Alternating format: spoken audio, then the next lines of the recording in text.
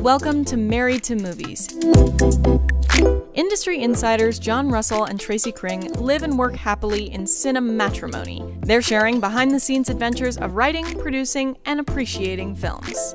Good morning, babe. Good morning, babe. You made us pancakes. Yeah. Well, you know, our little banana pancakes. They're a little bit mushy, a little ugly there. That's fine. Does it really matter? Nope. If you think about it.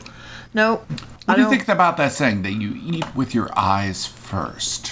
What about blind people? There we go. That's the kind of wisdom you can expect on this podcast, folks. Brilliance. Brilliance. Oh, I think it is, like, lovely whenever it looks pretty and everything, but, Right. you know, sometimes messes taste really good. Well, By the way, what's with the music? what music? You said that you don't like starting your day with music. You will often wake up and, like, turn something on. And it seems like it'll be, like, in a specific mood. Mm-hmm. Yesterday, you woke up and it was Neil Young. I think Neil Young probably is, across the board, good music to wake up to. It wasn't like I wanted to listen to Neil Young. There was a specific song of Neil Young's that I had not heard in a while that I wanted to listen to. But this is my thing, especially when you ask, like, Alexa to do the music. Yeah, you have to say it really quietly, or Alexa will hear you. She's already bleeping at us. She's already Look at her. like her- She's already going, lights, lights, lights, She's lights. like a little I'm listening. Cylon over there, and it's She just is a Cylon. back and forth thinking about how to destroy us all. But she will give you what you ask for and then start giving you the things adjacent to what you ask for. And I don't like that. I don't like going on these weird musical journeys. Especially You in the don't morning. like going on weird musical journeys, okay? No, especially in the morning, because, like, I'm not gonna wake up and just, like, start listening to, like, some raging music. It affects my mood, and what most often happens is it makes me mad. Because music is so manipulative, and Okay. I just want to have a period of time where there's really nothing going on and no sound, that I'm just myself. There was a period of time when I would listen to my morning mix. And I named it John's Crappy Playlist. That's true. How did you feel about that? About hearing John's Well- crappy playlist every morning? One thing that I did enjoy was you'll usually be in the kitchen washing dishes or working on breakfast, and I would hear like this one song every morning, Right. and I would hear the clanking and smell the coffee, and that kind of became like a comfort song. Okay. Yeah, but the other songs on there, like She Wants Revenge, Oh, that's a little much in the morning. that comes later in the playlist. Yeah, that's a little much for me at like Yeah. 8 a.m. I agree. Usually we are like, we've turned the music off by that point. Yeah, and that's what I do. The minute I get up and like sit down and can have headspace, I'm like, Alexa, shut up. We have lots of cool nieces and cool nephews, all really, really amazing kids, and we just got a new addition. Oh, yes, that's true. Bo Rubin was born. My sister had her baby. He's a little miracle. Bo Rubin. You were cruising around looking for something to watch last night, I was. and you were on Netflix. Yeah, I ended up with this George Miller movie that I'd always heard was not very good. And it's like, it just kind of hung out forever in my head. Like, maybe I should try this out. Maybe I should try this out. 3,000 Years of Longing? 3,000 Years of Longing. Okay, well, I appreciate that, and I'm sure the world is just dying to hear What your did you think review. of it, Tracy? I was going to tell my Netflix story. I understand, but what did you think of 3,000 Years of Longing? I watched about 15 minutes of it. It was fine. I love Tilda. Yeah, I love Tilda, too. She was the only thing really... Tilda Swinton was the I mean, the lead. two of them, it was her and... It was Idris Elba. Yes, him, exactly. They were the only real reason to watch the movie. Well, they're pretty much the only people in it, so... Well, there you go. So you're suggesting they watch the movie, then? Yeah. I mean, it's not important for you to watch the movie. There's nothing about the movie that you're just like, boy, I'm so glad I watched that movie. I thought it was well done. It is well done. It felt like a fairy tale that didn't have really a moral. It didn't have a point. Look, no, the thing is, fairy tales need to be a little dark. Yeah, that's true. You know, they need to be a little subversive. Yeah. They need to go against the tropes of the time. Mm-hmm. And as far as what I saw and randomly heard, I did not feel like it was very biting. There was a lot of naked women in this. was. Really? Yeah. Remember the one guy, he believed his mother put him in the room full of... You didn't watch it. I didn't watch it. Okay, that's right. Okay, anyway, what is it that you discovered? You were on Netflix and you said, hey, I thought you would cut Netflix off. In protest. Well, I had canceled my Netflix subscription because, and it said, you've been a customer since 2014.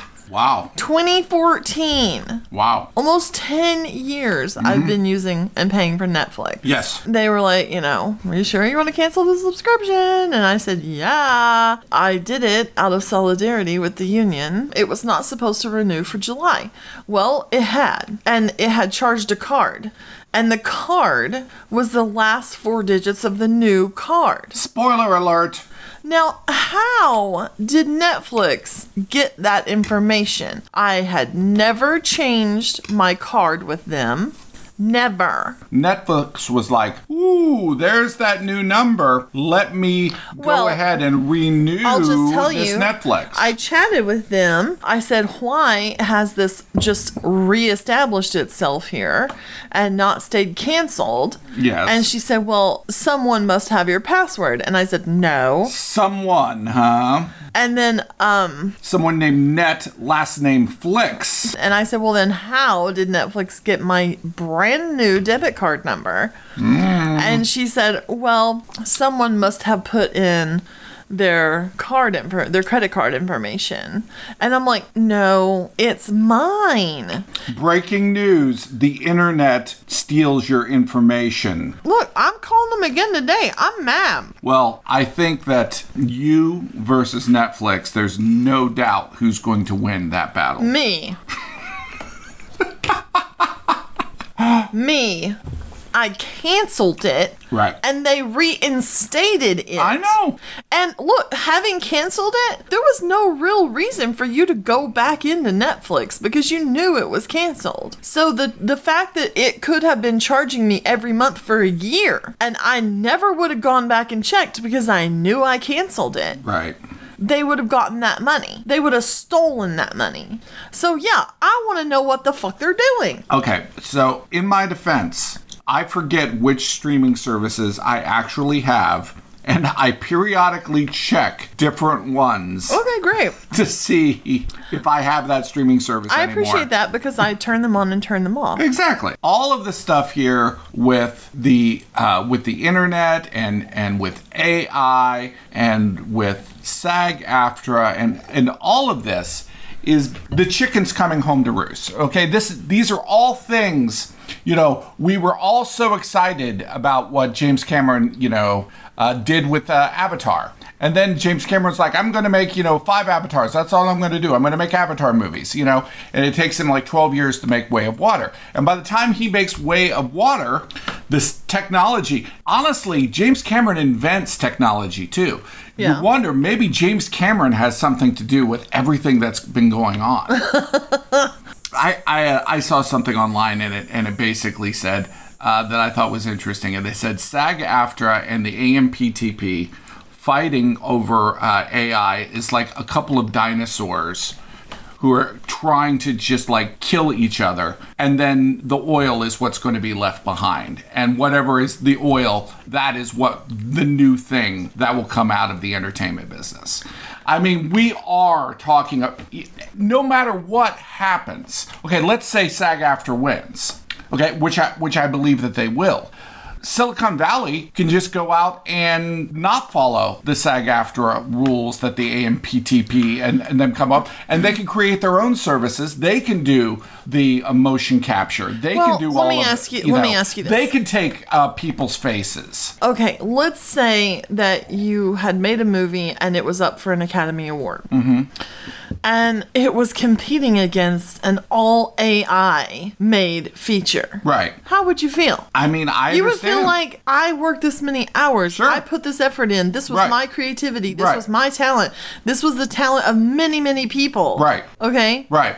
Okay, but how do you think that painters felt when photography came into being? But the photographers Painters were an like, art. wait a second here. I mean, I do this. This is what I do. And now someone is just going to be able to just take someone's picture and do their portrait. But a painting. Without any realization that photography becomes its own art. Yeah, it will. So painting does not die. Photography does not replace painting. Photography just becomes its own thing. So what I'm saying is that AI productions will just become their own thing. Yeah, just like video games or something. Right, of course. That's fine. But I think the distinction should be made, you know, so that we're not competing against completely artificially created things. I agree. You know, no, I wouldn't want a situation where the next Avatar movie was going up against the next AI movie. No, that's not fair. Thanks to our sponsor, Movie Mode Merch, the graphic t-shirt store to outfit you for your next film set. Be the person wearing the t-shirt everyone asks, "Hey, where'd you get that shirt?" Cast and crew alike love these inside jokes and filmmaking-inspired designs. Check them out on Insta at Movie Mode Merch. This company has completely modeled South Park. They've taken all the episodes and broken down like the background. Did you watch it? What? Did you watch any of the episode or anything? Because No. I was wondering, was it funny? I don't know if it's funny because Okay. I don't know. When I ask AI to be funny, like rewrite this in a humorous tone. Right. It's like a Vulcan telling a joke. Well, what a 10-year-old thinks is funny. It's not fart jokes, but it's not funny. Like It's not Laffy Taffy clever. jokes? Well, it's not clever. Right. It's missing that element of comparison. You might get a really good Laffy Taffy joke. You might. South Park, they've got it all modeled. They have all the characters. They have all the voices. And they said, we're not actually releasing this. Like, we're just doing this as an example to show you what's possible. Right. Right. So, but what you do is you type in a prompt for whatever you want the episode to be. Right. AI writes it, animates it, voices it, puts all of the elements together and creates a show for you. And I think, yes, I think that is where shows are going. Well, I think that's really interesting that they would use South Park because South Park was very rudimentary. Well, exactly. They took something that was like unattainable, which was animation, and they found a way to stay incredibly current because they can create a show in a week. Yeah. Which is an impossibility for something like The Simpsons or, you know, Futurama or something like that, which take months and months and months to animate. If in the future AI can sample video, then that's going to be really interesting. I think that, honestly, I always hear, you know, because I'm a huge, you know, rock and roll fan, and, you know, and I love heavy metal. I love all kinds of different kinds of music. And you'll always see people online and they'll say, yeah, there's no good music now. No, there hasn't been good music for like the last 30 or 40 years. I still listen to music from the 70s and the 80s. And I know that that's ridiculous. No, it's not top 40. No, Nirvana, you know, in the 90s being like the number one single, that is not happening. That may not ever happen again. But there's always music. It just goes somewhere else. It comes from somewhere else. So I don't think we're going to lose anything. I think film got too expensive. I think it is a bloated dinosaur. And I think that, I believe Barbie cost $145 million to make. And it proved itself to be a giant success. Oppenheimer was $100 million to make, which is, you know, it almost seems like Oppenheimer should be more money because it was like About a huge bomb. Well, yeah, and it's a period piece, and it's, you know, you've got all that. Well, did you see the behind the scenes on the Barbie film where they actually had built a sliding, rotating set for the driving? No, I didn't. Yeah, it wasn't like CGI in the little Barbie convertible in the desert. Almost like I'm going to pronounce his name wrong. The rocket, the moon with rocket in its eye, and I don't remember his name. Alexa, who directed the 1920s movie From the Earth to the Moon? From PopCultureTimes.com, Ron Howard has directed the movie. No! No. Ron Howard. No, it's not Ron. Stupid bitch. It's not Ron Howard. What a stupid bitch. Oh my God! You also know it from the style from like the Smashing Pumpkins video Practical with effect. Yeah, exactly. Yes. Right. Where it's all about sets and movement and all that kind of stuff. Right. So I think that's really interesting that they would sort of return back to that. So I was working on this crowdfunding campaign for a documentary called A Culinary Uprising, the story of Bloodroot. And it's like very, very female heavy film, which I love. I thought you said culinary uprising. What's that? Well, that's when you eat something that doesn't agree with you and you have a culinary uprising. I have a southern accent. I'm sorry. I have a southern accent. Does everything have to turn into a pun with you? Yes. I'm walking Laffy Taffy. I guess. I had gotten the hard drive and we were really like, a week or so out, and I had gotten the hard drive from like delivering something to get it approved by Seed and Spark, that is. Right. And then we had another week until the campaign launched. So I was just kind of like cruising through the footage, trying to kind of like embed things in my brain, which I can do, I have a decent memory when it comes to footage. It's always annoying though when you lose where it was, because you're just watching. Like you having to scrub through everything.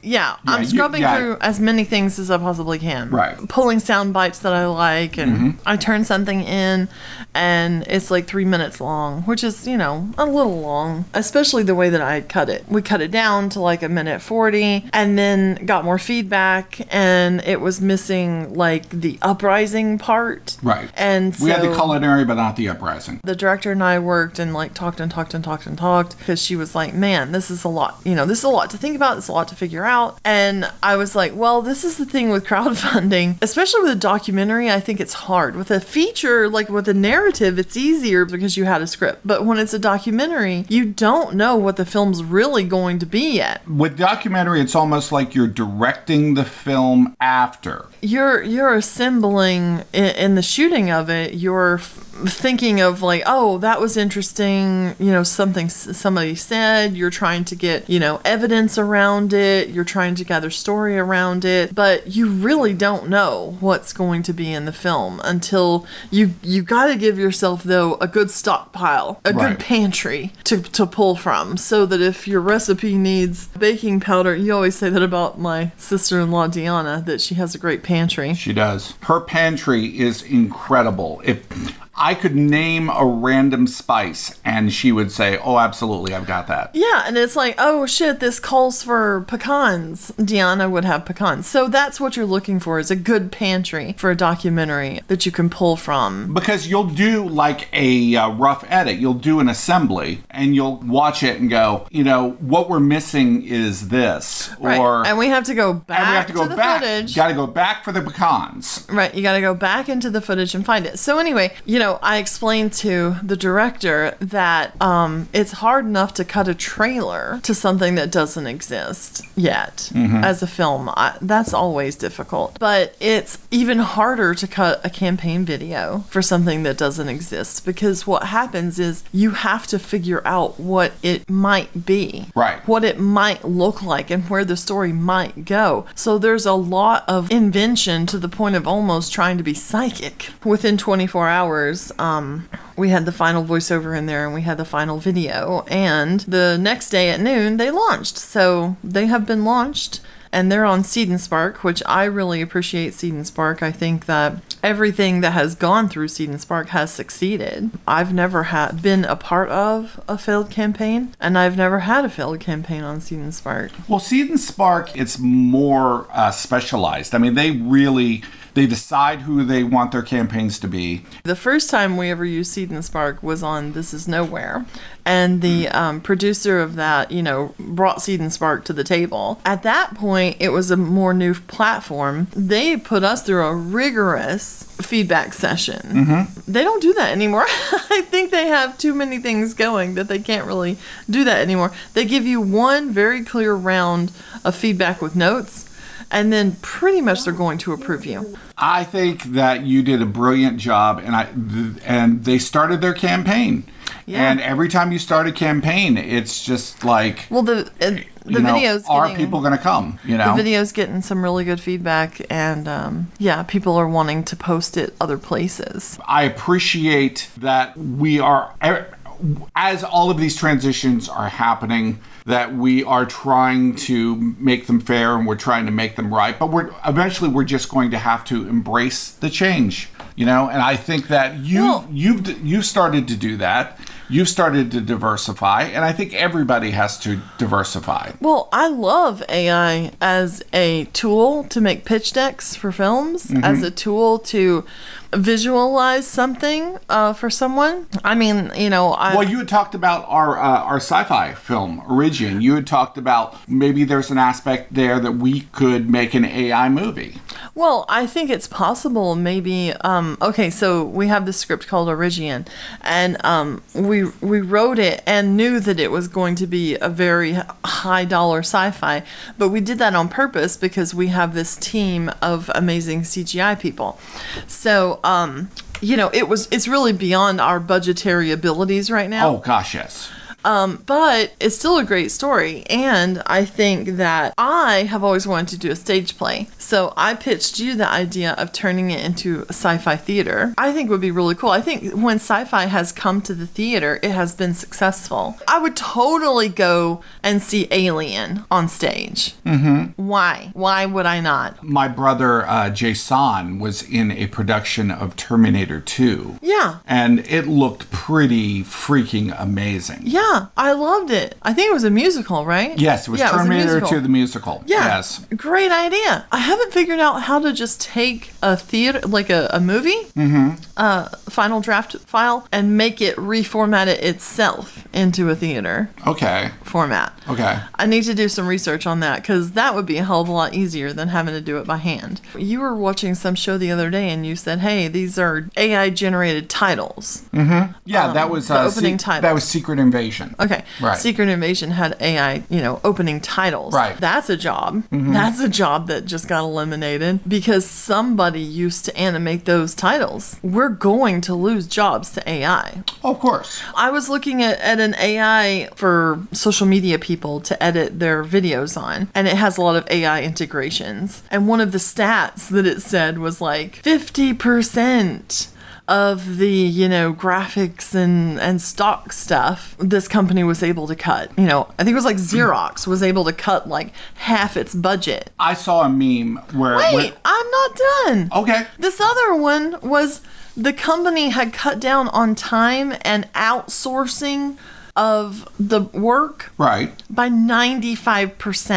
Jeez. That's like editors and animators, and that's a lot of people without work. But once again, I saw a meme, and it was talking about the jobs that were lost, and somebody brought up when electronic drums and drum machines came in for drummers in the 80s. Mm-hmm. We haven't lost drummers. It's just that the drummers have incorporated the drum machines in what they do. And we should be embracing them. We should be harnessing them to make what we do faster. And that's definitely what I'm trying to do. I actually, on Seed & Sprout campaign, I had told the director when we were working on the voiceover, throw what you have into ChatGPT and give it the tone you want and see what it spits out. And it spit out something that we edited, and that's what the voiceover was. Like, it really, the thing that it did, which was interesting, was it enhanced the points that we were, as humans, we were not really realizing that they were as big as they are because we attach emotion to words. Interesting. Okay. Like we might say, I love you, or just as an example, there's a lot of different emotions attached to the word love. Right. Respect, appreciate, need. There's so many words attached to that. But like AI might elaborate because it doesn't attach emotion. It knows it has to communicate it. Right. What AI picked up from what we had, she had put together was that there were things not communicated that should have been communicated. When we saw that in front of us, we were like, oh yeah, that's a good point. It figured something out that we hadn't figured out.